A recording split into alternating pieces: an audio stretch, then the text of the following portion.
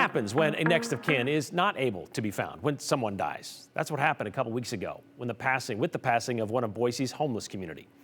If you live in Boise or pass through town once in a while, there's a high chance you've seen him. Bearded, blue eyes, out panhandling. Maybe that kind of blends in now. After all, our local shelters and caseworkers say the number of people experiencing homelessness these days, that's certainly increasing. But Paul Gilbert wasn't just a number.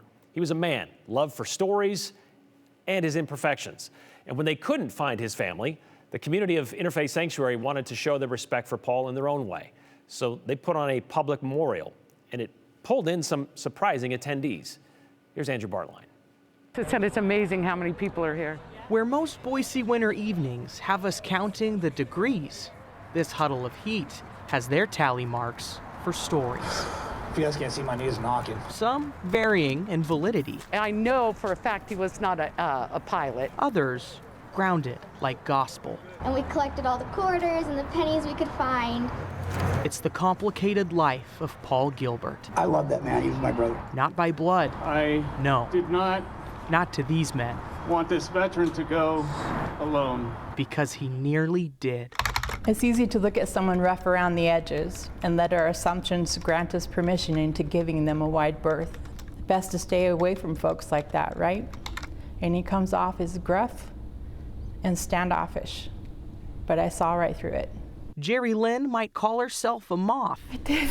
To Paul, the flame. He didn't beat around the bush, no flowery words, straight to the point. The same is said in his memory. We started to drink, and A story Jerry Lynn set out to punctuate herself. He drinks too much and he knows he does. He doesn't want your sympathy, fake niceties, or pretend concern. He just wants to get through another day. Again, I can't speak for him, but it feels like he has given up. Big words for a woman who didn't see the half of it. I had nowhere to go. I had no savings. From Hyde Park to the homeless shelter, Jerry Lynn was now side by side with those same blue eyes. They looked out for me.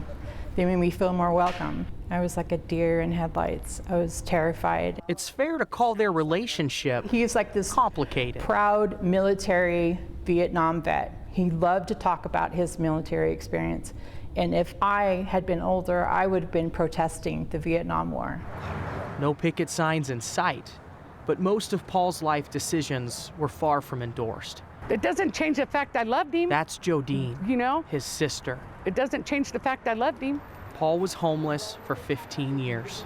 just to be honest, I thought he was going to go alone. That's his son, Wes. And to know that he was cared for and loved and he's missed. And he went peacefully. It means the world to me. I don't think he thought he was seen anymore. Real heroes live among us, but we don't see them anymore. We don't recognize them. We don't seek them out. But he's there, sitting in his walker on a street corner near the liquor store, disheveled, abrasive, gruff, sparkling blue eyes, holding a sign asking for spare change. A real-life hero, my friend Paul. Jerry Lynn's journal went viral, drawing a flock of complete strangers to a memorial service to celebrate a man they knew but never saw. You call him a hero. Absolutely. Why? You know, not only for his military service, right before the end of his life, he was still trying to protect this, soccer mom in a world where she didn't feel she belonged and she was out of place and she was scared. He was still protecting people right up to the very end. Paul's son and sister both had some tongue-in-cheek words at the service to remember him. Stubborn was a common word. Pain in the rear was probably a strong second. But the most frequent we heard was love. He was known by the people at the shelter, Brian. Mm-hmm. He's missed by the people at the shelters, I should say, Corpus Christi Day Shelter, Interfaith Sanctuary. He was well known, and you could see that a lot of people care deeply about him. Yeah, and what I like about this story, we've talked about this, is the fact that there are several layers to this. There's several layers to people, obviously. Yep.